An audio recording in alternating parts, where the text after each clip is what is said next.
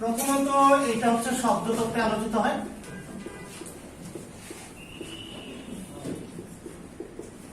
কি বললাম, এটা কোথায় আলোচিত হয়? শব্দ তত্ত্বে আলোচিত হয়। এরপর আসেন সমাস শব্দটাকে যদি আমরা ভাঙি, দেখেন এরকম কিছু একটা পাবো, সমযোগ অস যোগ অ। এখন দেখেন আপনারা প্রকৃতি প্রত্যয় পড়ে ফেলছেন না, এখন তো এগুলো আপনাদের বোঝার কথা। দেখেন এই যে সম শব্দটা ছিল, এটা হচ্ছে ছিল উপসর্গ, বা এটা হচ্ছে কি উপসর্গ। আর এই যে অস, যেহেতু একটা রূপ চিহ্ন আছে, ধাতু চিহ্ন আছে, তার মানে এটা হচ্ছে কি প্রকৃতি। এখন কোন ধরনের প্রকৃতি? এটা ডেফিনেটলি হচ্ছে কি ক্রিয়া প্রকৃতি। আর দেখেন যেহেতু ক্রিয়া প্রকৃতির পরে যেটা যুক্ত হয় সেটাকে আমরা কি বলি? কৃত প্রত্যয়। আচ্ছা, তাহলে দেখেন প্রথমে একটা উপসর্গ, এরপরে আমরা যেটা পাইলাম সেটা হচ্ছে কি ক্রিয়া প্রকৃতি, আর শেষে যেটা পাইলাম সেটা হচ্ছে কি কৃত প্রত্যয়। তাহলে এখান থেকে একটা বিষয় বোঝা গেল, যেটা হচ্ছে সমাস শব্দটা, সমাস এই শব্দটা প্রকৃতি প্রত্যয়ের মাধ্যমে গঠিত বা প্রকৃতি প্রত্যয় যোগে গঠিত, একই কথা। কি বললাম তাহলে? প্রথমত যেটা বলছি যে সমাস, এটা হচ্ছে কি শব্দ তত্ত্বে আলোচিত হয়। তারপর যেটা বলছি সমাস শব্দটাকে যদি আমরা ভাঙি, তাহলে এরকম কিছু একটা পাওয়া যাচ্ছে যে সমযোগ অস যোগ অ। এখানে সমটা হচ্ছে কি উপসর্গ, অসটা হচ্ছে ক্রিয়া প্রকৃতি, আর এটা হচ্ছে কি কৃত প্রত্যয়। তাহলে কি বললাম, সমাস শব্দটা কিসের মাধ্যমে গঠিত? প্রকৃতি প্রত্যয়ের মাধ্যমে গঠিত। অনেক সময় প্রশ্ন হয় যে সমাস এই শব্দটা কোন পদ, তাহলে আমরা ইজিলি বলতে পারতেছি যে এটা হচ্ছে কোন পদ? কৃদন্ত পদ। সমাস শব্দটা কোন পদ? কৃদন্ত পদ। তাহলে কি বললাম, প্রকৃতি প্রত্যয়ের মাধ্যমে গঠিত, আর এটা হচ্ছে কি কৃদন্ত পদ। আচ্ছা, এখন আসেন সমাস অনেক রকম ভাবে পড়ানো যাবে। যেভাবে পড়ায় না কেন, প্রথমত আগে যেটা আপনার যেটা ক্লিয়ার থাকতে হবে সেটা হচ্ছে মানে সমাসের যে বেসিক বিষয়গুলো, এগুলো একদম ক্লিয়ার থাকতে হবে। এগুলো ক্লিয়ার থাকলে মানে বুঝতে পারবেন যে পরের বিষয়গুলো বুঝতে খুবই সুবিধা হবে। আচ্ছা, এখন আসেন, এখন যেটা বলবেন, বলেন সমাস শব্দের অর্থ কি? কেউ পারেন না? মিলন। আচ্ছা, আর কেউ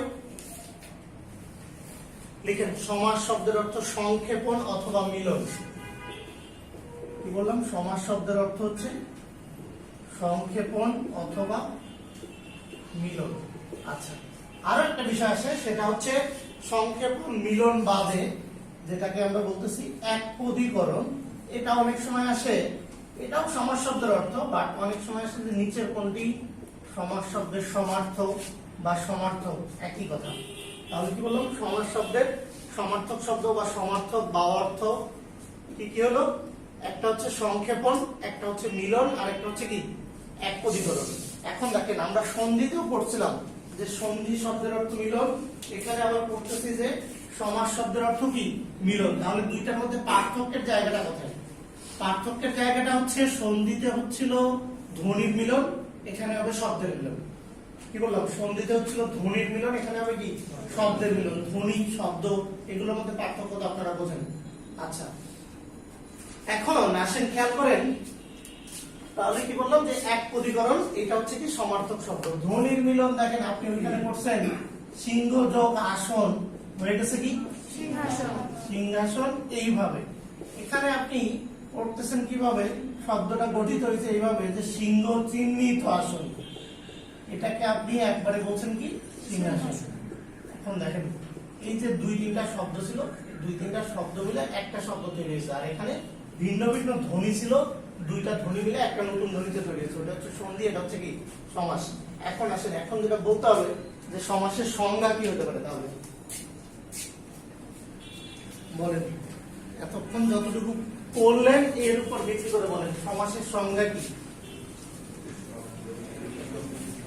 একাধিক শব্দের মিলনকে বা একপদীকরণকে বলা হচ্ছে কি সমাস। আচ্ছা, দেখেন আপনাদের সংজ্ঞাটা মোটামুটি ঠিক আছে 50%।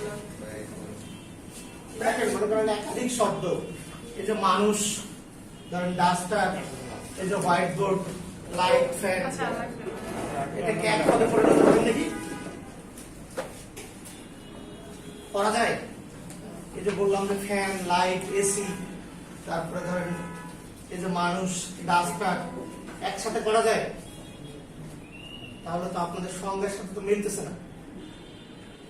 আচ্ছা দেখেন, একাধিক পদের এক পদীকরণ, এই পদগুলোর মধ্যে যেটা থাকতে হবে সেটা হচ্ছে অর্থ সম্বন্ধ থাকতে হবে। সংজ্ঞাটা এইভাবে লিখেন যে অর্থ সম্পর্কযুক্ত বা অর্থ সম্বন্ধযুক্ত একাধিক পদের এক পদীকরণকে বলা হয় সমাস। বললাম অর্থ সম্বন্ধযুক্ত বা অর্থ সম্পর্কযুক্ত একাধিক পদের এক পদীকরণকে বলা হয় সমাস।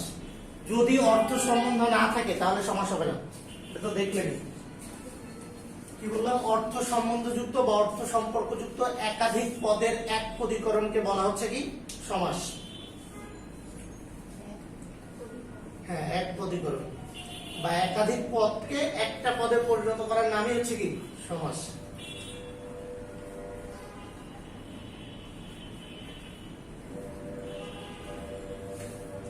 আচ্ছা, এখন আসেন সমাসের একটা এক্সাম্পল বলেন, সিংহাসন টিংহাসন এগুলো ছাড়া বলেন। হ্যাঁ, সমাসের এক্সাম্পল বলেন, পারেন না? গায়ে হলুদ, এরপর কোলে পিঠে, এরপর সাদা কালো, সাদা কালো, এরপর চৌরাস্তা, এরপর আচ্ছা দেখেন আমি একটা লিখলাম চন্দ্রমুখ। আচ্ছা, চন্দ্রমুখ। আমি একটু লিখলাম স্মৃতি রক্ষার্থে সৌধ। স্মৃতিসৌধ। স্মৃতিসৌধ, এটাই তো, তাই তো? এখন আসেন, এখন বেসিক বিষয়গুলো নিয়ে আলোচনা করবো, এখন বোঝার চেষ্টা করেন। আচ্ছা দেখেন, এই যে স্মৃতি রক্ষার্থে সৌধ, প্রথমত আগে বলেন যে এই বাক্যটার নাম কি? এটা একটা সেন্টেন্স টাইপ হয়ে গেছে না, দুই তিনটা পদ। আচ্ছা, এই বাক্যটার নাম কি? ব্যাস বাক্য। অন্য কোনো নাম? সমাস বাক্য। অন্য কোনো নাম? সমস্ত পদ নাম।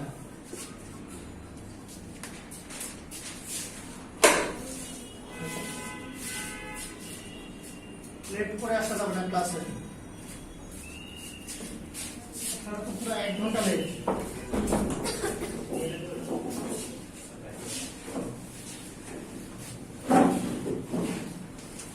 ক্লাস 8:30টায়, মানে আপনাকে এখানে আসতে হবে অন্তত 8:15, 15 মিনিট আগে। আপনি যদি বের হন যে 8:30টায় আমি ওইখানে গিয়ে পৌঁছাবো, তাহলে তো আপনার আস্তে আস্তে আর 15 মিনিট লেট হয়ে যাবে। আচ্ছা দেখেন, এইটা হচ্ছে কি বললাম? স্মৃতি রক্ষার্থে সৌধ। এই বাক্যটার নাম হচ্ছে ব্যাস বাক্য, আর একটা বলছেন সমাস বাক্য, আর একটা নাম হচ্ছে বিগ্রহ বাক্য। এইটাই পরীক্ষাতে বেশি আসে, এইটাই পরীক্ষাতে বেশি আসে। পরীক্ষাতে বলবে যে ব্যাস বাক্যের আরেক নাম কি বা সমাস বাক্যের আরেক নাম কি, এইটাই পরীক্ষাতে বেশি আসে। তাহলে কি বললাম? ব্যাস বাক্য, সমাস বাক্য অথবা কি বিগ্রহ বাক্য। এখন আসেন, এই যে এই পদটার নাম কি? এই পদটার নাম হচ্ছে কি সমস্ত পদ। অন্য কোনো নাম? সমাস নিষ্পন্ন পদ। আচ্ছা, আর কোনো নাম?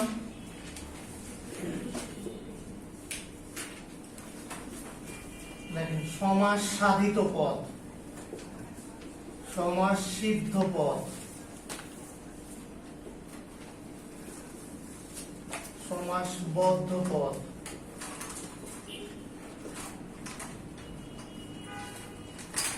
আরো আছে, আমার মনে নেই এই মুহূর্তে।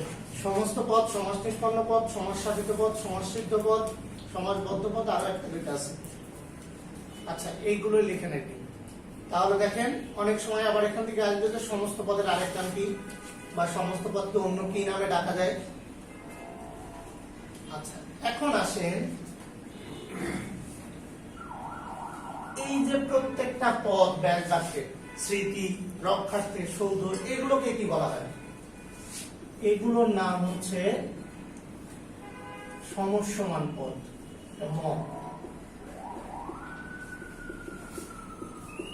প্রত্যেকটা পদের নাম কি বললাম? সমস্যমান পদ। তাহলে এই যে স্মৃতি রক্ষার্থে সৌধ, এগুলো প্রত্যেকটার নাম হচ্ছে কি সমস্যমান পদ।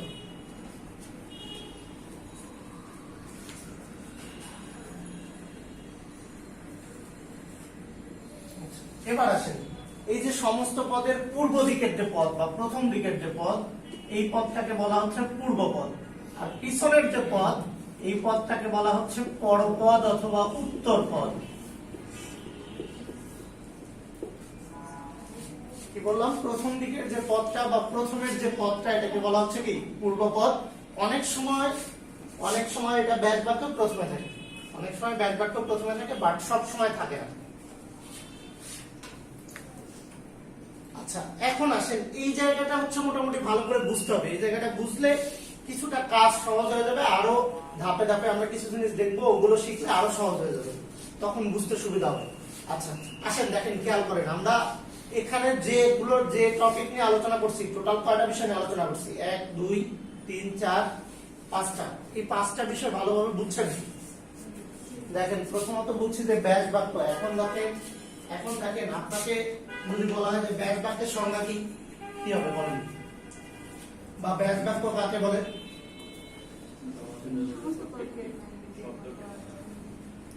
দেখেন, সোজা বিষয়, সমস্ত পদ থেকে ভাঙলে যা পাওয়া যায় তাই ব্যাস বাক্য। কি বললাম? সমস্ত পদ থেকে ভাঙলে যা পাওয়া যায় তাই কি ব্যাস বাক্য। লিখতে হবে না, মাথার মধ্যে ঢুকান বা বোঝার চেষ্টা করেন।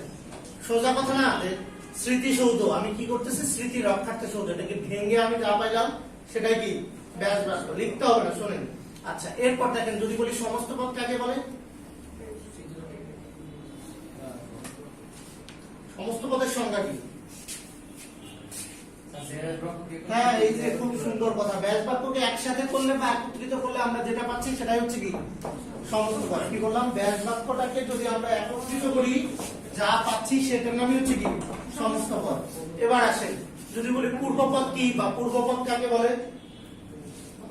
সমস্ত পদের পূর্ব দিকের যে পদ বা প্রথম যে পদ, সেটাকে বলা হচ্ছে কি পূর্বপদ। পরপদ বা উত্তরপদ কাকে বলে? শেষের যে পদ, এটাকে বলা হচ্ছে কি পরপদ। আচ্ছা, যদি বলি সমস্যমান পদ কাকে বলে? ব্যাস বাক্যের অন্তর্গত প্রত্যেকটি পদকে বলা হচ্ছে কি সমস্যমান পদ। এখন এগুলোর সংজ্ঞা লিখতে পারবেন বা সংজ্ঞা বুঝতে পারছেন? বোঝাটা গুরুত্বপূর্ণ, সংজ্ঞা বুঝতে পারছেন কিনা? আচ্ছা, এখন আসেন, যদি বুঝতে পারেন, এই সমাসের যে আমরা 5টা অংশ বা 5টা উপাদান পড়লাম, এগুলোকে একত্রে বলা হয় প্রতীকী। লিখেন, সমাসের 5টি উপাদানকে একত্রে বলা হয় প্রতীকী।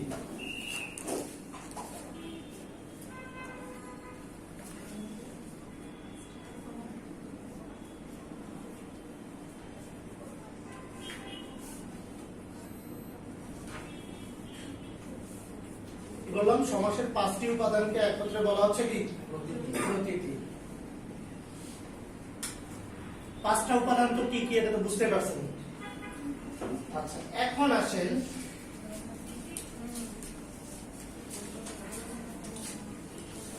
আচ্ছা এই জায়গাটা থেকে অনেক কিছু আসবে, তার আগে একটা নোট লিখেন। নোট যেটা লিখবেন, লিখেন সমস্ত পদ লেখার উপায়। সমস্ত পদ লেখার উপায়। সমস্ত পদ লেখার উপায়। সমস্ত পদ লেখার উপায়।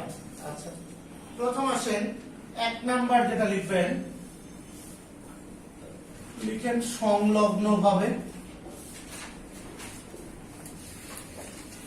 সমস্ত পদ লেখার উপায় 1 নাম্বার যেটা বলছি, কি বললাম? সংলগ্ন ভাবে। 2 নাম্বার লিখেন অসংলগ্ন ভাবে। 3 নাম্বার লিখবেন হাইফেন যোগে।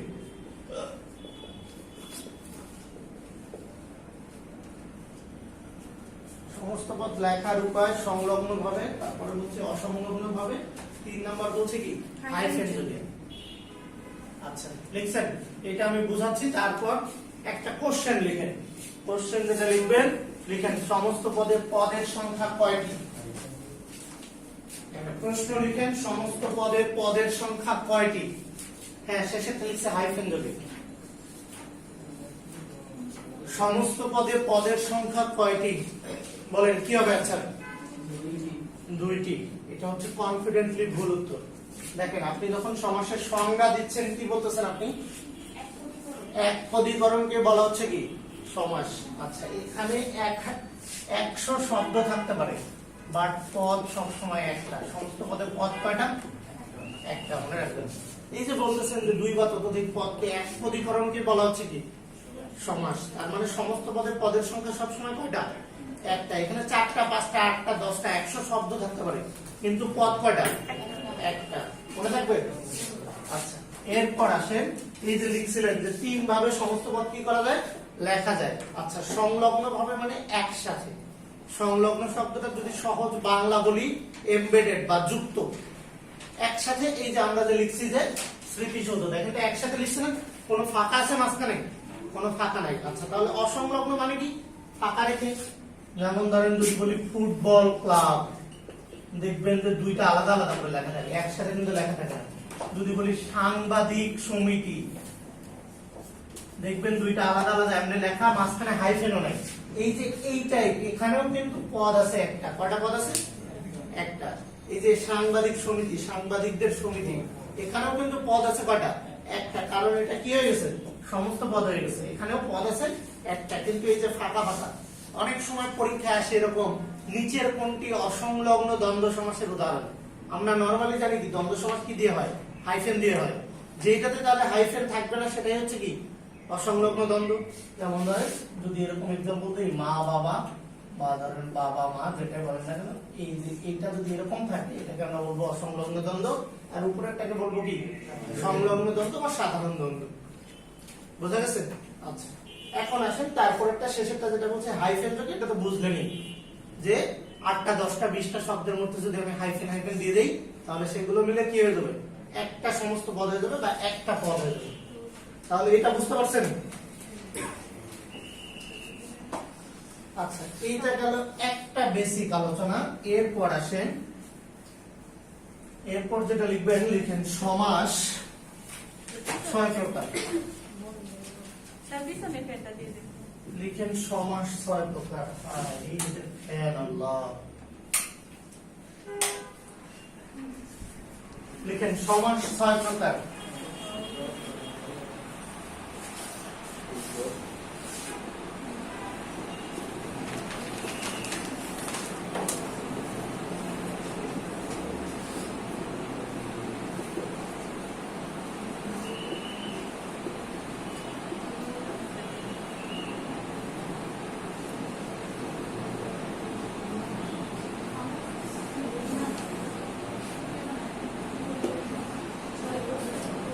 সমাস 6 প্রকার লিখছেন না?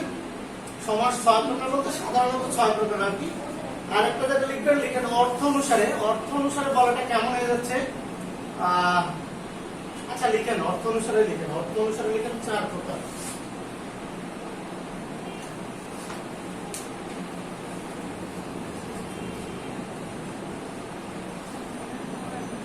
অর্থ অনুসারে না লিখেন, অর্থ প্রাধান্যের ভিত্তিতে লিখেন, তাহলে বুঝতে সুবিধা হবে।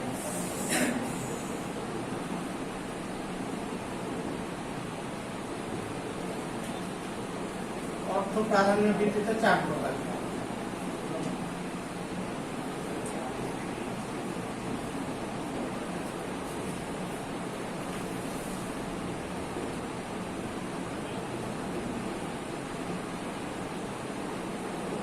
আচ্ছা, পুরাতন বাংলা ব্যাকরণ বইয়ে 6 প্রকারে দেওয়া আছে, নতুন বাংলা ব্যাকরণ বইয়ে 4 প্রকার দেওয়া আছে। নতুন বাংলা ব্যাকরণ বই থেকে অপরিভাব বাদ দিয়েছে, এদিকে হচ্ছে কর্মধারায় বাদ দিয়েছে। কর্মধারায় আছে, দ্বিগু বাদ দিয়েছে। আমাদেরকে করতে হবে সবই।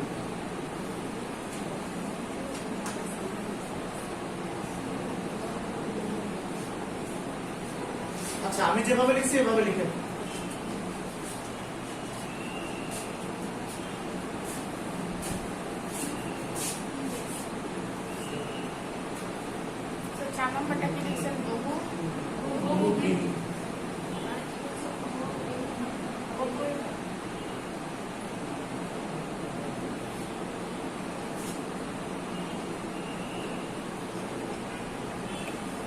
আচ্ছা, তাহলে কি বললাম যে এমনিতেই 6 প্রকার, আর অর্থ প্রাধান্যের ভিত্তিতে হচ্ছে কি 4 প্রকার। আচ্ছা, এখন আসে এই যে দ্বন্দ্ব, এর পাশে যেটা লিখবেন, লিখেন পূর্বপদ প্লাস পরপদ বা উভয় পদের অর্থ প্রাধান্য পায়।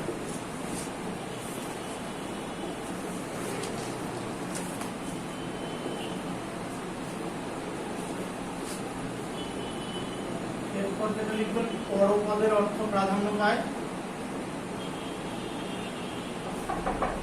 পূর্বপদের অর্থ প্রাধান্য পায়,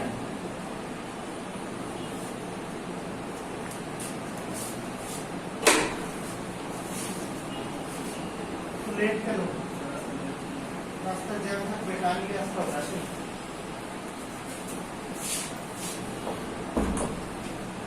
প্রত্যেকটা মানুষ মারা যাবে, এটা যেমন সত্য, কোরআনের আয়াত না? ঢাকা শহরে জ্যাম থাকবে, এটা সত্য। কিয়ামতের আগ পর্যন্ত ঢাকা শহরে জ্যাম থাকবে, যেদিন কিয়ামত হয়ে যাবে সেদিন থাকবে না। আপনার যদি সময় লাগে 1 ঘন্টা 3 ঘন্টা আগে ফেলে যাবে।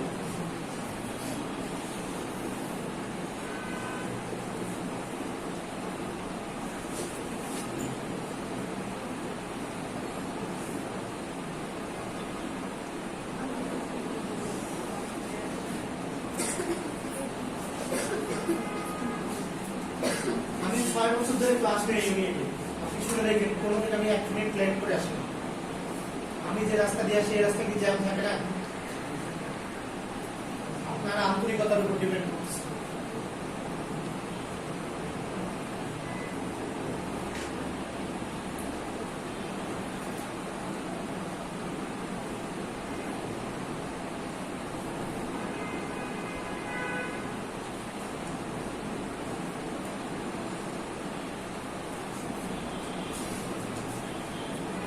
আচ্ছা দেখেন এই জায়গাটা আগে লিখেন, এরপর আমি বুঝাই দিচ্ছি। আসলে যেটা লিখলাম যে অর্থ প্রাধান্যের ভিত্তিতে হচ্ছে কয় প্রকার? 4 প্রকার। একটা বলছে দ্বন্দ্ব সমাস, সেখানে যেটা বললাম পূর্বপদ প্লাস পরপদ বা উভয় পদের অর্থ প্রাধান্য পায়। এরপর যেটা লিখছে দ্বিগু কর্মধারয় তৎপুরুষ, এই তিনটাতে পরপদের অর্থ প্রাধান্য পায়। এরপর যেটা লিখছে অব্যয়ভাব, এটাতে পূর্বপদের অর্থ প্রাধান্য পায়। এরপর শেষেরটা যেটা লিখছি বহুব্রী, এটা হচ্ছে তৃতীয় ভিন্ন বা আলাদা অর্থ প্রাধান্য পায়। আচ্ছা এখন আসেন এখান থেকে কিছু প্রশ্ন হয়। এখান থেকে কিছু প্রশ্ন হয়, কি টাইপের প্রশ্ন? প্রথম আসেন 1 নাম্বার কোশ্চেন যেটা লিখবেন, লিখেন নিচের কোন সমাসের পরপদের অর্থ প্রাধান্য পায়।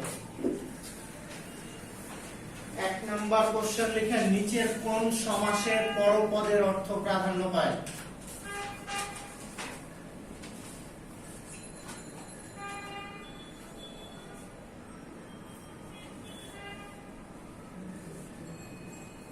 নিচের কোন সমাসে পরপদের অর্থ প্রাধান্য পায় লিখছেন?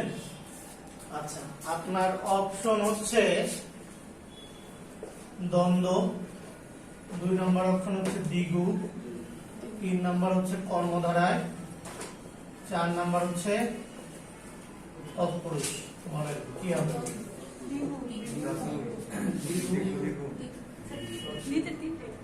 আচ্ছা অ্যান্সার হবে তৎপুরুষ।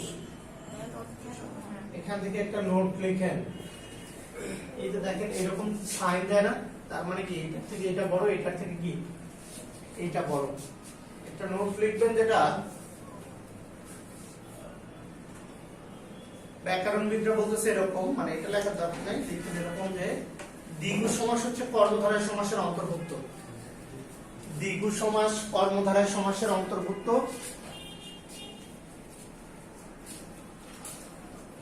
বললাম দ্বিগু সমাস হচ্ছে কর্মধারয় সমাসের অন্তর্ভুক্ত, দ্বিগু কর্মধারয়ের অন্তর্ভুক্ত।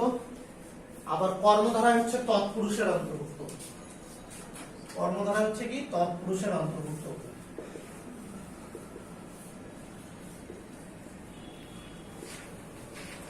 ইকোসিস্টেম পড়ছেন না ছোটবেলায় বিজ্ঞানে ক্লাস 8, 9, 10? এই যে দেখেন ব্যাঙ, এটাকে কে খায়? সাপ। তার মানে এটা কি সাপের পেটে চলে গেল। আবার সাপটা কি কে খায়? মানুষ খায়। তার মানে কি মানুষের পেটে চলে গেল সবকিছু। মানুষ সবকিছুই খায়, সর্বভূক প্রাণী, হোমো সেপিয়েন্স, সর্বভূক প্রাণী সবকিছুই খায়। আপনি খান না, আরেকজন খায়। আচ্ছা তাহলে দেখেন সবকিছু কি মানুষের পেটে চলে গেল। তার মানে যখন আপনাকে বলবে যে পরপদের অর্থ প্রাধান্য পায়, বা হচ্ছে যখন আপনাকে এইটা যদি বলে যে ব্যাংকটা এখন কার পেটে, তখন আপনার এই সাপের পেটে বলে লাভ নাই, এটা কি কার পেটে চলে গেছে? মানুষের পেটে। এই টাইপ আর কি। এখন দেখেন যেহেতু এইটা এটার মধ্যে আবার এটা আবার এটার মধ্যে চলে গেল, তার মানে কি দুইটাই কি তৎপুরুষের মধ্যে চলে আসছে, তাহলে আনসার হবে কি তৎপুরুষ। এখন এটা কিন্তু বিগত বছরের কোশ্চেন, যদি তৎপুরুষ না থাকে, যদি তৎপুরুষ না থাকে তখন আমরা আনসার দেবো কি কর্মধারায়, আবার যদি কর্মধারায় না থাকে তখন দেবো কি দ্বিগু। বোঝা গেছে? এখন আগে তিনটা দিয়ে লেখে যে তিন এই যে তিনটা দিয়ে কি বুঝাইলাম, তাহলে তিনটাই তো ছিল এখানে, সবগুলোই যদি ঠিক লেখা থাকে একটা সবগুলো ঠিক থাকলে তো সবগুলোই দেবেন, সবগুলো ঠিক থাকলে সবগুলো হয় কিভাবে দেখেন আপনি, হ্যাঁ যে সবগুলোই ঠিক ওইটা তাহলে সেখানে তখন তো সবগুলো ঠিক হবেই। যদি বলে a প্লাস b তাই ওইটা দিয়ে বসে ভাই এত কম বুঝলে হবে না তো। আচ্ছা দেখেন এখানে কি a plus c plus d হবে কোনোভাবে সম্ভব? এটা তো হচ্ছে না। কিন্তু যদি এটা না থাকে সবগুলো হলে তো সবগুলোতে তো পাচ্ছে, সবগুলোতে তো অর্থ প্রাধান্য পাচ্ছে। এইটা কোশ্চেন সলভ করতে গিয়ে পাবেন, বিগত বছরের কোশ্চেন সলভ করতে গিয়ে পাবেন। আচ্ছা দেখেন তাহলে এই টাইপ একটা কোশ্চেন হচ্ছে, এরপর আসেন, এরপর এখান থেকে আরেকটা কোশ্চেন হচ্ছে যেটা হচ্ছে আপনার কমন কোশ্চেন, যে কোন সমাসে পূর্বপদ পরপদ বা উভয় পদের অর্থ প্রাধান্য পায়, তাহলে কি হবে দ্বন্দ্ব। আচ্ছা আরেকটু আনকমন টাইপ কোশ্চেন যেটা হচ্ছে এটা লিখেন যে দ্বন্দ্ব সমাসের বিপরীত সমাস কি, দ্বন্দ্ব সমাসের বিপরীত সমাস কি।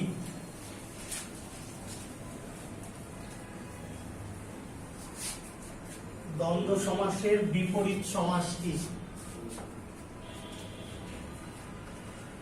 অ্যান্সার লিখেন বহুব্রীহি।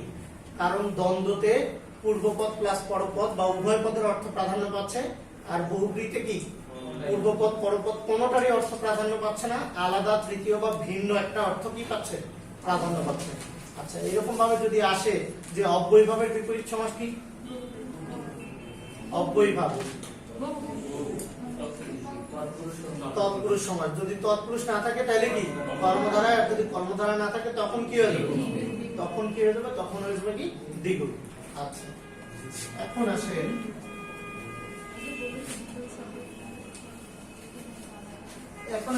এই জায়গাটা বোঝার জন্য দুইটা নোট লিখেন। প্রথমত একটা নোট লিখেন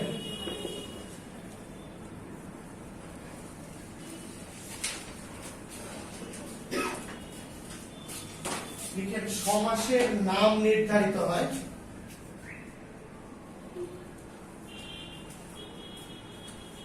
সমাসের নাম নির্ধারিত হয় ব্যাস বাক্যের উপর ভিত্তি করে।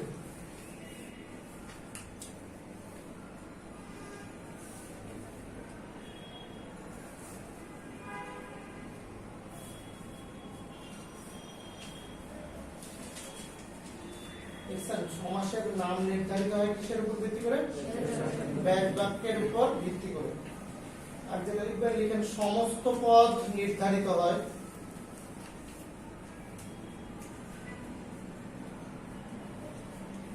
সমাসের নাম, প্রথমটা কি বলছি, সমাসের নাম নির্ধারিত হয় কি অনুযায়ী, ব্যাস বাক্য অনুযায়ী, তার মানে কি সমস্ত পদ অনুযায়ী নয়। পরেরটা যেটা বলতেছে কি সমস্ত পদ নির্ধারিত হয়, সমস্ত পদ নির্ধারিত হয় পূর্বপদের অর্থ প্রধান নাকি পরপদের অর্থ প্রধান তার উপর ভিত্তি করে। সমস্ত পদ নির্ধারিত হয় পূর্বপদের অর্থ প্রধান নাকি পরপদের অর্থ প্রধান তার উপর ভিত্তি করে। সমস্ত পদ নির্ধারিত হয় পূর্বপদের অর্থ প্রধান নাকি পরপদের অর্থ প্রধান তার উপর ভিত্তি করে। সমস্ত পদ নির্ধারিত হয় পূর্বপদের অর্থ প্রধান নাকি পরপদের অর্থ প্রধান তার উপর ভিত্তি করে। সমস্ত পদ নির্ধারিত হয় পূর্বপদের অর্থ প্রধান নাকি পরপদের অর্থ প্রধান তার উপর ভিত্তি করে। আচ্ছা এই নোটটা একটু পড়েন, এটা একটু মাথার মধ্যে থাকতে হবে।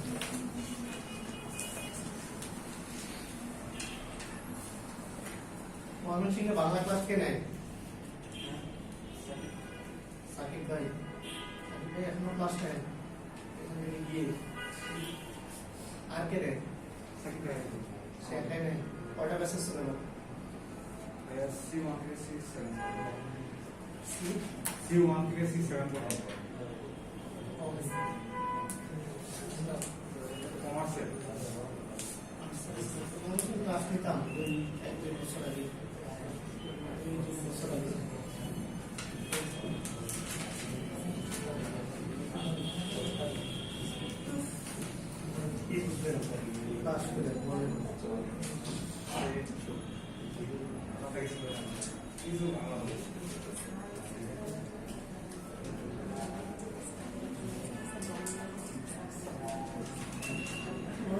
ভালো ভালো স্টুডেন্ট পাই, কিন্তু হচ্ছে রুটিনের কারণে এগুলো নষ্ট হয়ে যায়। সে হচ্ছে ঝামেলা করে।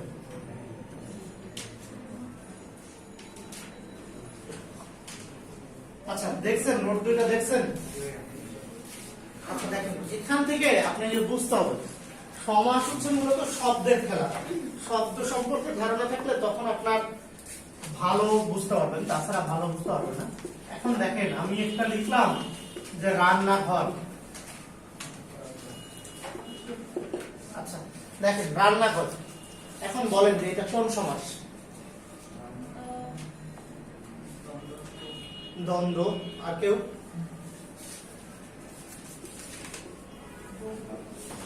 বহুব্রীহি। আর কেউ? অব্যয়ভাব। আচ্ছা আর কেউ? আপনাদের খুবই কম ধারণা সমাস সম্পর্কে, শূন্যের কাছাকাছি। আচ্ছা দেখেন প্রথম কথা হচ্ছে আবার 1 নাম্বার নোট পড়ে।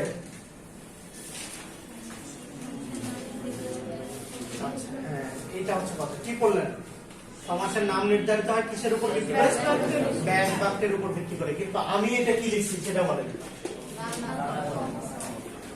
এটার নাম কি? রান্নাঘর তো বুঝছি, এটার নাম কি? পূর্বপদ, পরপদ, কি নাম? তাহলে সমাসের নাম নির্ধারিত হবে ব্যাস বাক্য অনুযায়ী। কখনোই সমস্ত পদ দেখে আমি বলতে পারবো না যে এটা কোন সমাস। এখন কথা হচ্ছে যে ভাই পরীক্ষা তো এরকমই আসে, পরীক্ষা তো আপনাকে একটা সমস্ত পদই দিয়ে দেবে, বলবে যে এটা কোন সমাস, তাই না? এখন কথা হচ্ছে সবগুলোই পারা যায়, 95% ক্ষেত্রে আপনি পারবেন। কিছু কিছু ক্ষেত্রে ঝামেলা হবে, সেগুলোর জন্য ব্যাস বাক্য দরকার। সেগুলোর জন্য ব্যাস বাক্য দরকার। সবগুলো পারবেন কেন? কারণ ওগুলোর ব্যাস বাক্য স্পেসিফিক, অন্য কোনো ভাবে আর করা যাবে না। আচ্ছা একটা মজার বিষয় বলি, ব্যাস বাক্য আপনি আপনার ইচ্ছা মতো করতে পারবেন, আপনার যা মন চায়। এখন দেখেন ধরেন আমি একটা লিখলাম আম কুড়ানো, এটাকে আপনারা ইচ্ছা মতো ব্যাস বাক্য করবেন, আপনার যা মন চায়। কিন্তু আমের জায়গায় জাম নিয়ে আসা যাবে না, কুড়ানোর জায়গায় টোকানো নিয়ে আসা যাবে না, এই শব্দগুলো থাকতে হবে। এখন বলেন দেখি আপনি কি কি করতে পারেন? আচ্ছা আমকে কুড়ানো, এরপর চিন্তা করেন আরো। আচ্ছা দেখেন তো আম দিয়ে কুড়ানো হয়, আম থেকে কুড়ানো হয়, আমের মাধ্যমে কুড়ানো হয়, আমের কুড়ানো হয়। তার মানে বাকিগুলো হচ্ছে না, আপনি বুঝতে পারতেছেন যে হচ্ছে না। আম থেকে কুড়ানো হয় মানে আপনার কাছে মনে হচ্ছে যে এটা হচ্ছে না, বোঝা গেছে বিষয়টা? যেগুলো আপনার ইয়ে হবে সেগুলো স্পেসিফিক ব্যাস বাক্য, আপনি আপনার ইচ্ছা মতো করতে পারবেন ব্যাস বাক্য। আচ্ছা এখন আসেন দেখেন রান্না করতে লিখলাম, আপনারা যেগুলো বলছেন দ্বন্দ্ব, বহুব্রীহি, অব্যয়ভাব, এগুলো কোনোটাই হয় নাই। আচ্ছা এখন আমি যেটা বুঝাইতে চাইলাম যে সমস্ত পদ দেখে আমি কি করতে পারবো না, ব্যাস বাক্য নির্ণয় করতে পারবো না। আমাকে আগে কি করতে, সরি পদের নাম নির্ণয় করতে পারবো না, আমাকে আগে কি করতে হবে? ব্যাস বাক্য করতে হবে। এবার বলেন রান্নাঘর, কি কি ব্যাস বাক্য করা যায়? রান্না করার ঘর। আচ্ছা এরপর আসেন আর কি করা যায়? রান্নার জন্য ঘর। হ্যাঁ আর কি করা যায়? রান্না করে যে ঘরে। আচ্ছা হ্যাঁ করা যাবে, এই একই কথাই আসতেছে, উপরেরটার মধ্যে আসতেছে। আরেকটা করা যায় দেখেন রান্নার ঘর, বলা যাচ্ছে না? দেখেন এর বাইরে কিছু করা যায়? রান্না দিয়ে ঘর, রান্না খাওয়ার ঘর। আচ্ছা মানে আপনার রান্নার ঘর থাকতে হবে, এখানে ধরেন শোয়ার ঘর আনতে পারবেন না আপনি, বাকি যা ইচ্ছা তা চেঞ্জ করেন। দেখেন এই 3 ভাবে করা যাচ্ছে। এই 3 ভাবে যদি আপনি করেন, আপনি খেয়াল করলে দেখবেন যে এটা ছিল করার, মাঝখান থেকে পদ লোপ পাচ্ছে আর পরপদের অর্থ প্রাধান্য পাচ্ছে। দেখেন তাহলে এইটা হয়ে যাবে মধ্যপদলোপী কর্মধারায়। কি হয়ে যাচ্ছে? মধ্যপদলোপী কর্মধারায়। দেখেন রান্নার জন্য ঘর, জন্য বা নিমিত্তার্থে বোঝাচ্ছে, তার মানে এটা হয়ে যাবে নিমিত্তার্থে কি বলে তৎপুরুষ, বা ধরেন এই দ্বিতীয় চতুর্থী তৎপুরুষ যেটাই বলেন না কেন, চতুর্থী তৎপুরুষ। এরপর আপনার দেখেন রান্নার ঘর, এখানে র বিভক্তি লোপ পাচ্ছে, তার মানে বিভক্তি লোপ পেয়ে যেটা হয় সেটা হয়ে যাচ্ছে কি ষষ্ঠী তৎপুরুষ। এই যে র এর ষষ্ঠী বিভক্তি না, তাহলে ষষ্ঠী বিভক্তি লোপ পেয়ে যেটা হচ্ছে ষষ্ঠী তৎপুরুষ। কিন্তু আপনি খেয়াল করলে দেখেন আপনাকে একই কথা বারবার বলতেছে যে রান্না করার ঘর, রান্নার জন্য ঘর, রান্নার ঘর। এখন দেখেন অর্থ প্রাধান্য পাচ্ছে কোন জায়গায়? পরপদে। পরপদের অর্থ প্রাধান্য পাচ্ছে। কি জন্য পরপদের অর্থ প্রাধান্য পাচ্ছে? দেখেন একবার বলতেছে রান্না করার ঘর, এই ঘরটাকে রান্না করা হয়। একবার বলতেছে যে এটা রান্নার জন্য ঘর, অন্য কিছু করা যেতে পারে, বাট এটা কি ফর রান্না। আচ্ছা দেখেন আরেকবার বলতেছে যে না এটা রান্নারই ঘর। তাহলে দেখেন তো এই শুরুর অংশগুলোর কি বিভিন্ন ভাবে মিনিং কি হয়েছে? চেঞ্জ হয়েছে, ফ্লাকচুয়েট করছে, ওঠানামা করছে। বাট এই যে ঘর, এটার কি কোনো মিনিং চেঞ্জ হয়েছে? দেখেন এখন আপনি খেয়াল করে দেখেন যে এই যে তৎপুরুষ আর হচ্ছে কর্মধারায় যে দুইটা আমরা বলছি, এই দুইটাতেই পরপদের অর্থ প্রাধান্য পায়। আমরা যে এই যে আগের নোটটাতে যেটা লিখেছিলাম না সমাসের প্রকারভেদ, দেখেন এই তিনটার বাইরে এর সমাস হবে না। যে তিনটা ছিল, একটা কি ছিল তৎপুরুষ কর্মধারা, আর একটা ছিল কি দ্বিগু। এখন দ্বিগু তো হবে না, কারণ সমান বা সমষ্টি তো বোঝাচ্ছে না। আচ্ছা তাহলে এইটা বুঝতে পারছেন এই বিষয়টা? এটা বোঝা গেছে? এই যে এইটা এই জায়গাটাই হচ্ছে মূলত আপনার কি বলে যে সমাসের খেলা। আচ্ছা তাহলে আরো সহজ এক্সাম্পল দিই। যেমন ধরেন আপনাকে বললাম মহাজন। যদি আপনি ব্যাস বাক্য করেন কি হবে? মহান যেজন বা মহৎ যেজন, তাই না? আচ্ছা মহান যেজন বা মহৎ যেজন, এইরকমই তো ব্যাস বাক্য আসতেছে, এর বাইরে তো কিছু আসে না। এখন আপনি খেয়াল করেন যে মহান যেজন বা মহৎ যেজন, এই পূর্বপদ কি মহা বা মহৎ যেটাই বলেন না কেন আমরা, পরপদ কি জন। এখন দেখেন মহাজন বলতে আপনি কি বোঝেন? মহাজন বলতে বোঝাচ্ছে হচ্ছে সুদখোরকে, যে সুদ খায়, যে সুদের ব্যবসায়ী, তাকে। এখন আপনি বলেন এখানে কি পূর্বপদ বা পরপদ কোন পদের অর্থ প্রাধান্য এখানে আছে? কোন পদের অর্থ প্রাধান্য এখানে আছে? কোন পদেরই কি নাই অর্থ প্রাধান্য নাই। যেহেতু কোন পদের অর্থ প্রাধান্য নাই, তখন তাহলে সেটা কি হয়ে যাবে? কোন সমাস হয়ে যাবে? বহুব্রী। আমরা বলছি যে পূর্বপদ বা পরপদ কোন পদের অর্থ প্রাধান্য না থাকলে তখন আমরা তাকে কি বলি? বহুব্রী। তাহলে এই যে অর্থ প্রাধান্য পাওয়া বা সমাসের নামকরণ করবো কিভাবে, এটা বোঝা যাচ্ছে? আচ্ছা এরপর আসেন যদি বলি ভাই ও বোন, কি হয়ে যাচ্ছে? ভাই বোন। এখন আসেন এটা কোন সমাস হবে? দ্বন্দ্ব। কেন দ্বন্দ্ব সমাস হবে? কারণ পূর্বপদ এই যে আমার কি ব্যাস বাক্য আমি করছি কি ভাই ও বোন, বা আমার ব্যাস বাক্য ছিল এরকম ভাই ও বোন। দেখেন এখানে ভাই বলতে যা বোঝাচ্ছে এখানেও তাই বোঝাচ্ছে, এখানে বোন বলতে যা বোঝাচ্ছে এখানেও তাই বোঝাচ্ছে। কোনো পার্থক্য আছে? এই যে এখানে যেরকম পার্থক্য তৈরি হয়ে গেল, এরকম কোনো পার্থক্য আছে? এরকম কোনো পার্থক্য কি নাই। যেহেতু এরকম কোনো পার্থক্য নাই, তার মানে কি পূর্বপদেরও সমান অর্থ প্রাধান্য পাচ্ছে, পরপদেরও কি সমান অর্থ প্রাধান্য পাচ্ছে। এই যে পূর্বপদ আর পরপদ দুইটারই সমান অর্থ প্রাধান্য পাইলে তখন আমরা তাকে কি বলবো? দ্বন্দ্ব সমাস। বুঝতে পারছেন? তাহলে অর্থ প্রাধান্য পাওয়া বোঝা গেছে? আচ্ছা দেখেন আরো এক্সাম্পল দেই আসেন। দেখেন যদি দুইটা এক্সাম্পল, একটা বললাম হচ্ছে অধোয়া, আরেকটা বললাম ধরেন অজ্ঞান। খেয়াল করেন। আচ্ছা অধোয়া আমরা কি বলতেছি? যে নয় ধোয়া, বা যেটা কি নয় ধোয়া নয়। আচ্ছা অজ্ঞান বলতে কি বলতেছি? নেই জ্ঞান। ধরেন আমি দিলাম হচ্ছে, আচ্ছা এইটুকু থাক। আরেকটা ব্যাস বাক্য করা যায় যে নেই জ্ঞান যার, নেই জ্ঞান যার। আচ্ছা এখন আসেন খেয়াল করেন, যখন আমরা বলতেছি যে অধোয়া নয় ধোয়া, বলেন তো কোন কোন জায়গাটার অর্থ প্রাধান্য পাচ্ছে? পরেরটা। কেন? কারণ এটা ধোয়া না, এটাই বোঝাচ্ছে। এটা যে কোনো ক্লাস 3 বাচ্চা কাচ্চা বুঝবে যে এটা নয়ের অর্থ প্রাধান্য পাচ্ছে না, পাচ্ছে যেটা গুরুত্বপূর্ণ পদ এখানে হচ্ছে কি ধোয়া, মানে বিষয়টা ধোয়া নয়, এটাই বোঝাচ্ছে। তাহলে এইটা কি কি সমাস হইতে পারে? কর্মধারা হইতে পারে, দ্বিগু হইতে পারে, তৎপুরুষ হইতে পারে। এখন আপনি খেয়াল করেন কর্মধারা তো হবে না, কারণ কর্মধারার আলাদা বৈশিষ্ট্য আছে। দ্বিগু হবে না কারণ কি সমান বা সমষ্টি বোঝাচ্ছে না, প্রত্যেকটার আলাদা বৈশিষ্ট্য আছে, ওগুলো যখন আমরা জানবো আরো সুবিধা হবে। এখন দেখেন তাহলে যেটা হবে সেটা হচ্ছে কি তৎপুরুষ হবে। এখন যেহেতু সামনে নয় আছে, তার মানে এটা কি হয়ে যাবে? নয়ও তৎপুরুষ হয়ে যাবে। তার মানে কি হবে? নয়ও তৎপুরুষ হবে। এখন আসেন খেয়াল করেন পরেরটা অজ্ঞান, এটার আমরা ব্যাস বাক্য করলাম কয়টা? দুইটা। আচ্ছা এইটার এটার মধ্যে কোনো পার্থক্য আছে? নয় ধোয়া, নয় জ্ঞান, নেই জ্ঞান, কোনো পার্থক্য আছে? কোনো পার্থক্য কিন্তু কি নাই। যেহেতু কোনো পার্থক্য নাই তার মানে এটাও কি নয়তা পুরুষ। কিন্তু দেখেন এইটার এটার মধ্যে পার্থক্য আছে যে নেই জ্ঞান যার, নতুন একটা শব্দ আসছে, তাই না? এখন দেখেন এটাকে তারা কি বোঝায়? ধরেন আপনি পড়াশোনা করতেছেন, আপনি কি করতেছেন? জ্ঞান অর্জন করতেছেন। এখন আপনার এই জ্ঞান আছে, এখন যার এই জ্ঞানটা নাই তাকে কি আমরা অজ্ঞান বলি? কাকে অজ্ঞান বলি? একটা বেহুশ একটা মানুষ, মানে যার হুঁশ নাই আর কি, সেন্সলেস হয়ে গেছে, তাকে আমরা কি বলতেছি? অজ্ঞান বলতেছি। এখন আসেন খেয়াল করেন, দেখেন তো এই যে জ্ঞান আর নেই, এখন এই দুইটা পদের মধ্যে কোনটা প্রাধান্য পাচ্ছে? কোনটারই পাচ্ছে না। একদম মানুষকে বোঝাচ্ছে অজ্ঞান বলতে। আচ্ছা দেখেন আরো ভালোভাবে বুঝুন, এই যে মাথায় টুপি, দাঁড়ান, এই যে চোখে চশমা, পিছনে দাঁড়ান, আচ্ছা বসেন। দেখেন আমি কি বললাম খেয়াল করেন, হ্যাঁ বসেন, আপনিও বসেন। কি বলছি খেয়াল করেন, কি বলছিলাম আমি? যে মাথায় টুপি, দাঁড়ান। দেখেন হয় মাথা দাঁড়াবে অথবা টুপি দাঁড়াবে। দাঁড়াইলো কে? মানুষ। তাহলে দেখেন তো মাথা বা টুপি কোনো কিছুকে কি আমি বুঝাইছি? বুঝাচ্ছি কাকে আমি? মানুষকে। সেম বিষয় যে জ্ঞান, আপনাকে যদি যখন বলে যে একজন অজ্ঞান হয়ে গেছে, আপনার কি জ্ঞান নাই এটা বোঝাচ্ছে? একজন মানুষকে বোঝাচ্ছে। ওই যে বললাম চোখে চশমা, দাঁড়ান।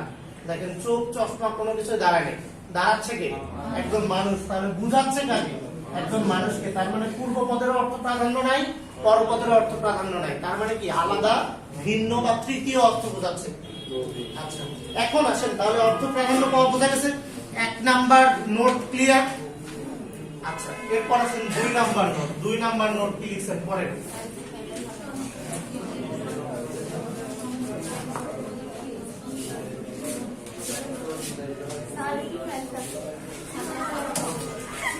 ভাই আপনাদের ফ্যান চাললে হচ্ছে আমার সমস্যা, এই যে রেকর্ডিং হচ্ছে এটা একটা সমস্যা, শব্দ আসবে। এরপর হচ্ছে মানে ফ্যান চাললে জোরে কথা বলতে হবে। এসি তো 17 এর আর কি বাড়াবো? 10-এ নামানো সম্ভব না। আপনারা রাশিয়া ইউক্রেন টিউক্রেন এদিকে তুলে দিতে পারেন। এখন হিসাব কিচ্ছু লাগতেছে না।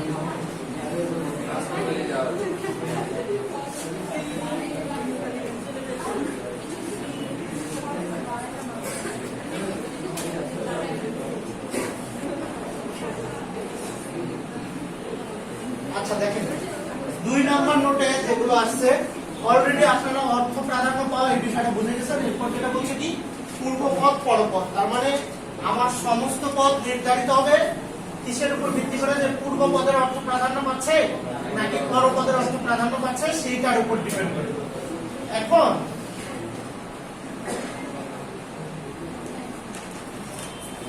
আমি একটা দুইটা এক্সাম্পল লিখি।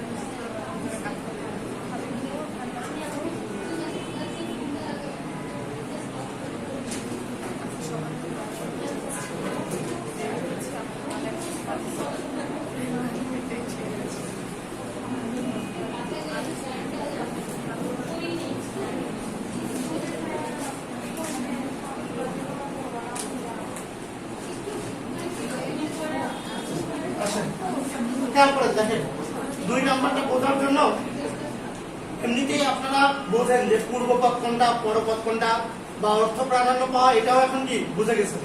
এখন আমরা বলতেছি যে সমস্ত পদটা হয় কি পূর্বপদ বা পরপদের অর্থ প্রাধান্যের উপর ভিত্তি করে। দেখেন তো আলু সিদ্ধ, এইটার ব্যাস বাক্য কি হবে? আচ্ছা একদিকে ওরা বলছে, মেয়েরা বলছে যে আলু যে সিদ্ধ। আচ্ছা আমি আরেকটা লিখলাম যে সিদ্ধ যে আলু। এখন আপনারাই বলেন যে কোনটা হবে? আচ্ছা যে কোনো সুস্থ জ্ঞান সম্পন্ন মানুষ বুঝবে, আমি আপনাদেরকে বলছি না ভাই যে এটা হবে না। আচ্ছা যেই বলুক, আমিও বলছি যে আলু যে সিদ্ধ, আমি বলছি। আচ্ছা দেখেন যে কেউ বুঝবে যে এটা কি হবে না, এটা কি হবে না। কারণ কেমন হয়ে যায় যে আলু যে সিদ্ধ, তার মানে আমরা বুঝতেছি কি যে সিদ্ধ যে আলু। এরকম ভাবে মানে যে বীর যে শিশু বা হচ্ছে শিশুদের বীর এই টাইপের একটা দিয়ে বলবেন। তাহলে এখন দেখেন এখানে একটা বিষয় যেটা বোঝাতে চাচ্ছি যে আপনার এখানে মূল বিষয়টা কি বোঝাচ্ছে বলেন? এইখানে আলুটা সিদ্ধ না অসিদ্ধ এটা বোঝাচ্ছে, তাই না? তাহলে এই যে এইটার অর্থ প্রাধান্য পাচ্ছে, তাই না, পরপদের। এখন এই পরপদের অর্থ প্রাধান্য পাওয়া এটা আপনি বুঝবেনই হচ্ছে ইয়া থেকে, ব্যাস বাক্য বা বিগ্রহ বাক্য থেকে। সেই ক্ষেত্রে আপনার এখানে শুরুতে যেটা আছে এটা শেষে যাইতে পারে বা মাঝখানে যাইতে পারে বা শুরুতে যাইতে পারে, এবং কি হতে পারে কিছুটা পরিবর্তনও হতে পারে, ধরেন সামান্য একটু কি হয়ে যেতে পারে, চেঞ্জ হয়ে যেতে পারে। তাহলে এই ছিল হচ্ছে 1 আর 2 নাম্বার নোট।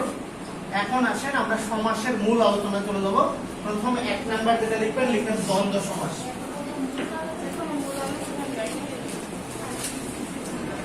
দ্বন্দ্ব বানানটা খুবই গুরুত্বপূর্ণ। 1 নাম্বার যেটা লিখবেন, লিখেন দ্বন্দ্ব সমাস।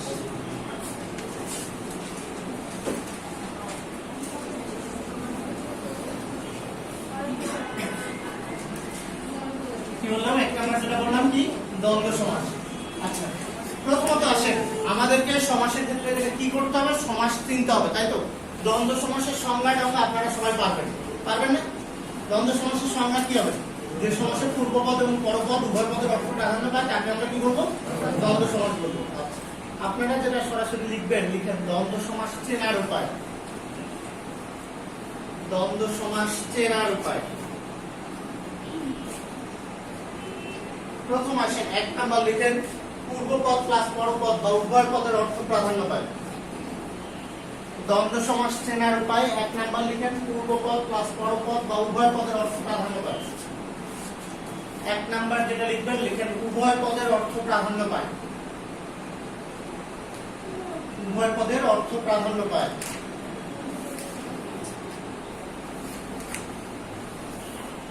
দেখছেন, উভয় পদের অর্থ প্রাধান্য পায়।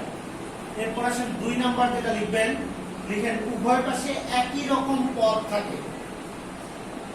আগে লিখেন, পরে আমি বুঝাই দিচ্ছি। উভয় পাশে একই রকম পদ থাকে।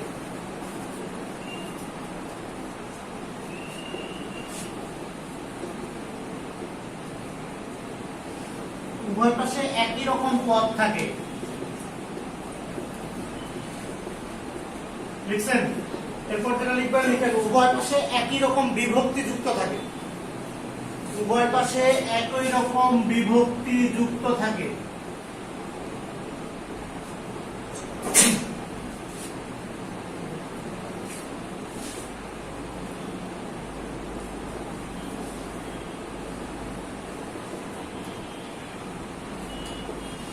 উভয় পাশে একই রকম পদ থাকে। এরপর যেটা বলছে কি, উভয় পাশে একই রকম বিভক্তি যুক্ত থাকে। এরপর যেটা লিখবেন, লিখেন অধিকাংশ সময় হাইফেন থাকে।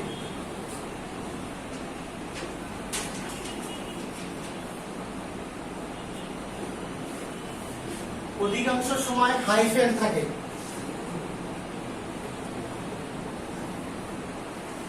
দেখছেন, অধিকাংশ সময় কি বলছি, হাইফেন থাকে। এরপর যেটা লিখবেন, লিখেন ব্যাক বাক্যে ও এবং আর এই 3টা অব্যয় থাকে। ব্যাক বাক্যে ও এবং আর এই 3টা অব্যয় থাকে। ব্যাক বাক্যে ও এবং আর এই 3টা অব্যয় থাকে। আচ্ছা, তাহলে আসেন এই যে 4-5টা আমরা লিখলাম, এগুলো হচ্ছে কি দ্বন্দ্বের বৈশিষ্ট্য। এগুলো হচ্ছে কি দ্বন্দ্বের বৈশিষ্ট্য বা দ্বন্দ্ব সমাস চেনার উপায়। এখন আসেন আমি কিছু এক্সাম্পল লিখছি, এগুলো আপনারা নিচে নিচে লিখবেন, মানে সাইডে যেন জায়গা থাকে আর কি। সাইডে জায়গা রাখবেন ব্যাক বাক্য লেখার মতো বা প্রকার ভেদ লেখার মতো জায়গা রাখবেন। হ্যাঁ, ও এবং আর এই 3টা অব্যয় যে কোনো একটা থাকে। ও এবং আর আর এই 3টা অব্যয় যে কোনো একটা থাকে।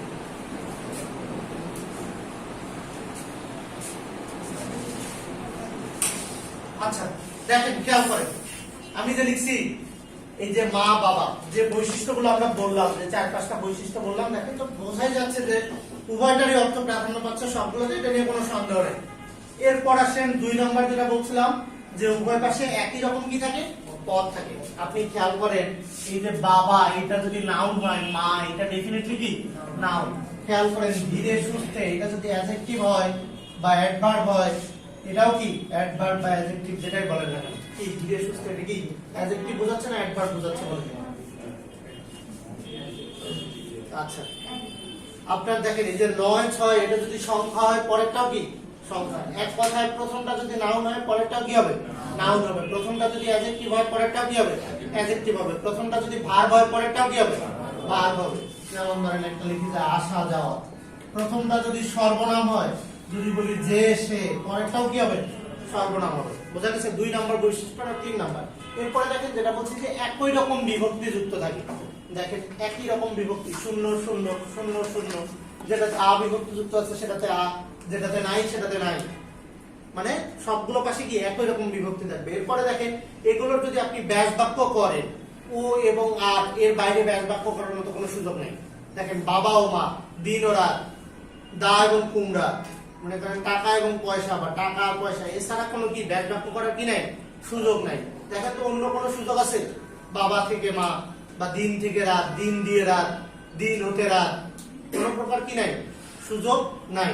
আচ্ছা, এখন আসেন তাহলে এগুলোর ব্যাস বাক্য আপনারা সবাই করতে পারবেন। এখন আমি যেগুলো লিখছি, এই যে বাবা মা, দ্বন্দ্ব সমাসের অনেকগুলো প্রকার হয়ে গেছে, এটাকে বলা হচ্ছে মিলনার্থক দ্বন্দ্ব। কি বলা হচ্ছে? মিলনার্থক দ্বন্দ্ব। লিখেন প্রকার ভিত্তিক কিন্তু কোশ্চেন হয়।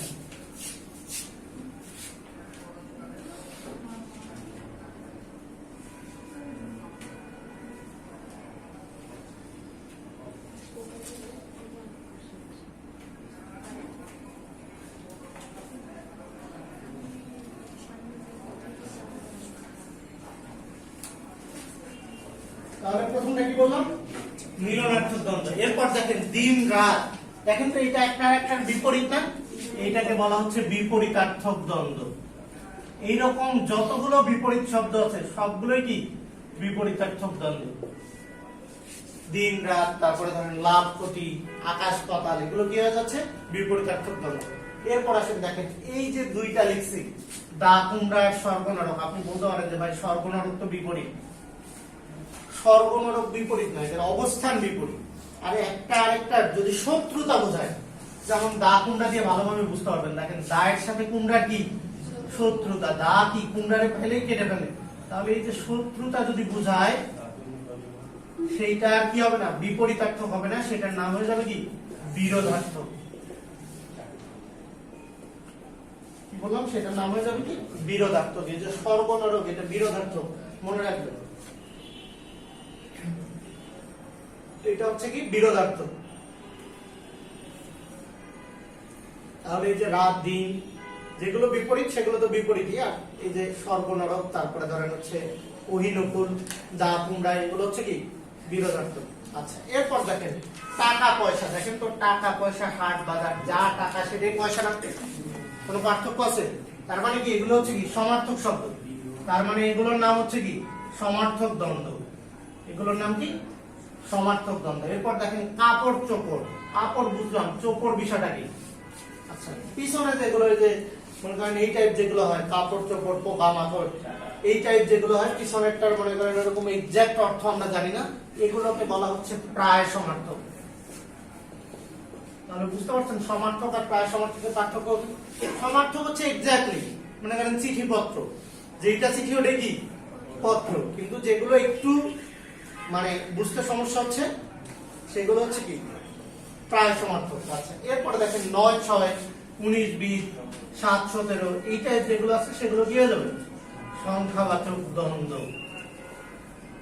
সংখ্যাবাচক দ্বন্দ্ব। এরপর দেখেন হাত পা, এগুলোকে বলা হচ্ছে কি অঙ্গবাচক, মানে শরীরের যে কোনো অঙ্গ বোঝাচ্ছে সেগুলোকে বলা হচ্ছে কি অঙ্গবাচক দ্বন্দ্ব। এরপরে আসেন দেখেন ধীরে সুস্থে, এই যে এগুলো বলা হচ্ছে দুইটা ক্রিয়া বিশেষণ যোগে, দুইটা ক্রিয়া বিশেষণ যোগে, বা বলা হচ্ছে দুইটা ক্রিয়া যোগে, বা বলা হচ্ছে দুইটা সর্বনাম যোগে, দুইটা অব্যয় যোগে, এরকম যেটাই থাকবে দুইটা দুইটা যোগে আসবে। তাহলে দ্বন্দ্ব সমাসের ক্লাসিফিকেশন খুবই সহজ, যেগুলো ছিল সেগুলো হচ্ছে এগুলো। এরপর আমরা একটু কঠিন গুলোতে যাব। তাহলে এগুলো আসলে পারবেন না? এখন আসেন, যদি বলে যে মাথা মস্তক, এটা কোন দ্বন্দ্ব বলেন?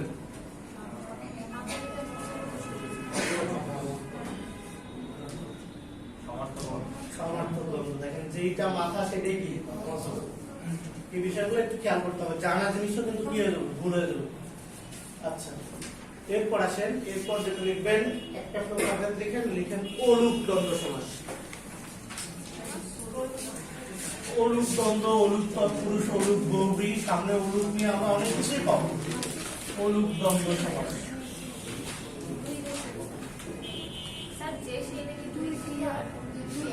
ক্রিয়া কেন হবে? যে সে কি সর্বনাম?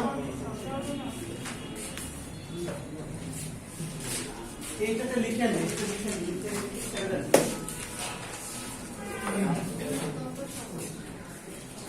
আচ্ছা আসেন, কি বললাম? অলুক দ্বন্দ্ব সমাস। অলুক দ্বন্দ্ব যেটা লিখবেন, লিখেন অলুক শব্দের অর্থ হচ্ছে বিভক্তি লোপ না পাওয়া, মানে বিভক্তি লোপ পাবে না। অলুক শব্দের অর্থ হচ্ছে বিভক্তি লোপ না পাওয়া বা বিভক্তি লোপ পাবে না। দেখেন অলুক শব্দের অর্থ হচ্ছে বিভক্তি লোপ না পাওয়া। বললাম অলুক শব্দের অর্থ হচ্ছে কি বিভক্তি লোপ না পাওয়া, বা যেখানে বিভক্তি লোপ পাবে না। অলুক শব্দের অর্থ কি বললাম? বিভক্তি লোপ না পাওয়া। তাহলে কি যে দ্বন্দ্ব সমাসে বিভক্তি লোপ পায় না সেটাকে আমরা বলবো কি অলুক দ্বন্দ্ব সমাস। একটা দুটো एग्जांपल লিখে রাখেন, যেমন ধরেন দুধে ভাতে, দেখেন এটাকে আমরা দুধ ভাতও লিখতে পারতাম, কিন্তু ধীরে সুস্থে, ওটাকে আমরা কি ধীর সুস্থে লিখতে পারতাম না।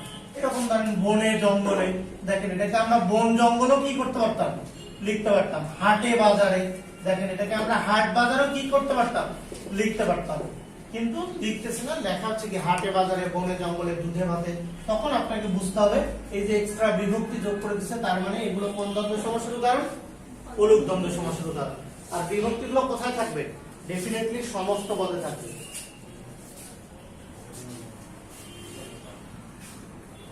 সমস্ত পদে থাকবে। আচ্ছা, তাহলে এই যে ভাই লিখেন না, একটাতে লিখলেই হলো 5 6 7 আপনার যেখানে মন চায়। এটা হচ্ছে তো পরীক্ষার নাম্বার, দেখেন এটা হচ্ছে অ্যাটেন্ডেন্স টাইপ, যে আপনি ক্লাস করছেন কিনা, আসছেন কিনা। আপনার যা মন চায় নাম্বার লিখে দেন। আচ্ছা, তাহলে অলুক বোঝা গেছে। আচ্ছা, অলুক যদি বুঝে থাকেন, এবার যেটা লিখবেন, লিখেন একশেষ দ্বন্দ্ব সমাস।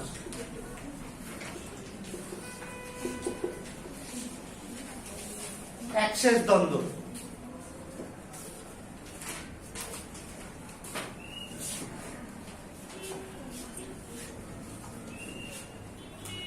আচ্ছা, একশেষ দ্বন্দ্ব যেটা লিখবেন,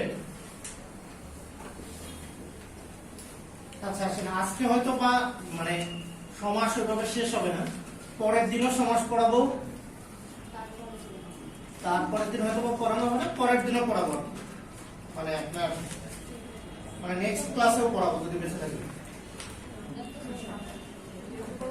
আচ্ছা, একশেষ দ্বন্দ্ব লিখছেন। একশেষ দ্বন্দ্ব যেটা লিখবেন, লিখেন যে দ্বন্দ্ব সমাসের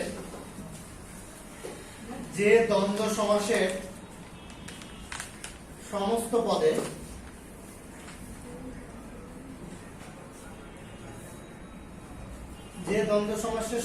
পদে সমস্যমান পদগুলোর অস্তিত্ব থাকে না বা খুঁজে পাওয়া যায় না। যে দ্বন্দ্ব সমাসের সমস্ত পদে সমস্যমান পদগুলোর অস্তিত্ব থাকে না বা খুঁজে পাওয়া যায় না, সেগুলোকে বলা হচ্ছে কি একশেষ দ্বন্দ্ব। আপনার ধরেন চাইলে আধা ঘন্টাতেও আমি সমাজ শেষ করে দিতে পারতাম, বা সর্বোচ্চ 45 মিনিট লাগতো, কিন্তু ওইটাতে আপনার খুব বেশি ফায়দা হবে না। এই যে যারা অন্যান্য জায়গা থেকে এসে ক্লাস করেন, এই ব্রাঞ্চ সে ব্রাঞ্চ ওই ব্রাঞ্চ, তারা পার্থক্য বুঝতে পারবে। আমি সবসময় বলি, আপনার মানে নিজের প্রশংসা তো নিজের করা চলে না, তারপরেও মাঝে মধ্যে করতে হয়। যে কোনো জায়গায় আপনি ক্লাস করবেন, সারা দেশের যে কোনো জায়গায়, অন্তত আমার ক্লাসে 20টা ইনফরমেশন বেশি পাবেন। 20টা, সারা দেশের যে কোনো জায়গায় আপনি ক্লাস করবেন, অন্তত 20টা ইনফরমেশন বেশি পাবেন। এখন এডমিশনের বিষয়টা হচ্ছে কি, আর মানে আপনার মনে করেন হচ্ছে আমাদের কোচিং জগতের টিচারদের একটা সমস্যা হচ্ছে কি, তারা হচ্ছে অনেক কিছু মানে জাহির করতে গিয়ে কঠিন করে পড়ায়, যে এই বিষয়টা আমি পারি এরকম একটা ব্যাপার, মানে কিন্তু আমি এটা করি না। আমি যেটা করি যে আমি চিন্তা করি স্টুডেন্টের মতো করে, যে ও কিভাবে বুঝতেছে না ওইভাবে পড়াইতে হবে বিষয়টা, যেন বুঝতে সুবিধা হয় আর কি। সহজ করে পড়ানোটা খুবই টাফ একটা বিষয়, সবাই পারে না। আপনি যদি আইনস্টাইনের কাছে ধরেন, মনে করেন আইনস্টাইন বা নিউটনের কাছে আপনি ক্লাস 7 এর ম্যাথ করতে যাবেন, ও আপনাকে ভালো পড়াতে পারবে। কিন্তু ক্লাস 8 পাস একজনের কাছে যাবেন বা 10 পাস একজনের কাছে যাবেন, মানে আপনার যেভাবে বোঝা দরকার আপনাকে ওইভাবে বোঝাবে। কারণ ধরেন আপনি যে ধরেন উৎপাদক বা ধরেন বললে কিন্তু নিউটন সরাসরি অ্যান্সার বলে দেবে যে এটা তো এটা হয়ে গেছে, তাতে তো আপনি কিছু বুঝবেন না, বা ও যে লেভেলের কথা বলবে ওই লেভেলে তো আপনি কিছু বুঝবেন না। এই জন্য পড়ানোর জন্য আমি যেটা মনে করি যে খুব মানে হাই কোয়ালিফাইড কোনো কিছু দরকার নেই, আপনাকে বুঝাইতে পারলেই হবে। আচ্ছা, তাহলে অ্যাক্সেসের এক্সাম্পল কি রকম আসে? যেমন ধরেন লিখেন আমরা, আরেকটা লিখেন দম্পতি, দুইটা বুঝলেই হবে। দেখেন আমরা, আপনি যখন ব্যাস বাক্য করতেছেন আমি তুমিও সে, বা তুমি আমি সে, ইচ্ছা মতো ব্যাস বাক্য করা যায়, এটা একটা সুবিধা আছে, বা সে তুমি আমি। দেখেন এখন এই যে আমি তুমি সে যে ব্যাস বাক্য আমরা করলাম, বা আমি তুমি এবং সে, এখন এগুলো কি আছে? সমস্ত পদের মধ্যে আছে। এই যে দম্পতি কি হবে? জায়া ও পতি। দেখেন তো এগুলো কি আছে? সমস্ত পদের মধ্যে আছে? নাই। এই টাইপ যদি আমরা না খুঁজে পাই তখন আমরা, যেমন এগুলো ছিল হাটে ও বাজারে, হাটে বাজারে আছে, কিন্তু যদি আমরা না খুঁজে পাই তখন আমরা যেটা করব সেটা নাম হবে কি অ্যাকশনের দ্বন্দ্ব। এরপর আসেন, এরপর যেটা বহুপদী দ্বন্দ্ব সমাস।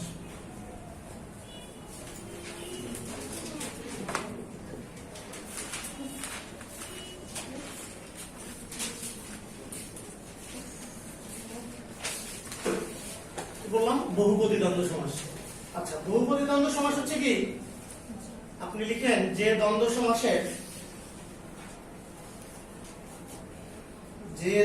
সমাসের সমস্ত পদে,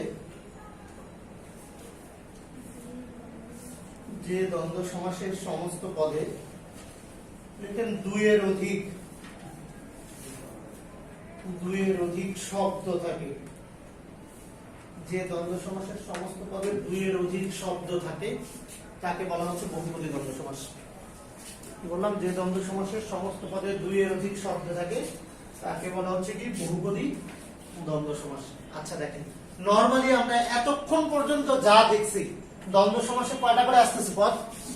দুইটা করে আসতেছে। দ্বন্দ্ব শব্দের অর্থে কিন্তু দ্বিত্ব বা জোড়া। দ্বন্দ্ব এই যে মিনিং না, একটা দ্বন্দ্ব আমরা জানি কি মারামারি, কাটাকাটি, ঝগড়া। এই দ্বন্দ্ব শব্দের অর্থ হচ্ছে দ্বিত্ব, জোড়া বা কাপড়।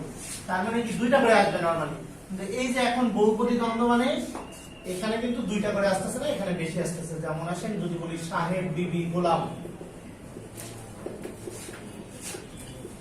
দেখেন নাক, কান, গলা, বলে না নাক, কান, গলা বিশেষজ্ঞ।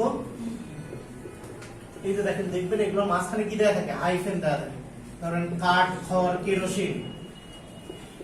এই যে দেখেন এগুলো কিন্তু কি লিখতেছে? আমি সমস্ত পদ লিখতেছি, এবং এগুলোতে কিন্তু পদ আছে কয়টা করে? একটা করে, এক পদীকরণ করে ফেলা হয়েছে। তাহলে এই যে দুইয়ের অধিক যখন শব্দ থাকবে তখন আমরা সেটাকে কি করবো? বহুপদী দ্বন্দ্ব সমাস। এই টাইপ যে দ্বন্দ্ব সেগুলোকে বলা হচ্ছে কি বহুপদী দ্বন্দ্ব সমাস।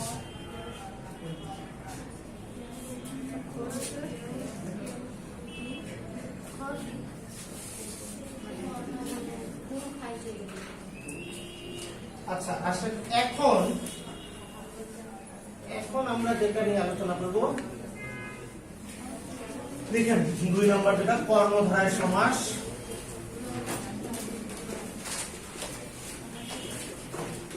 অথবা বর্ণন সমাস। আচ্ছা, আগে একটু দ্বিগু করে নিলে সুবিধা হতো, কিন্তু সময় নেই তো, এই জন্য এটা বড়, এটা শেষ করে দিচ্ছি। আসেন, কর্মধারয় সমাস অথবা কি বললাম? বর্ণন সমাস।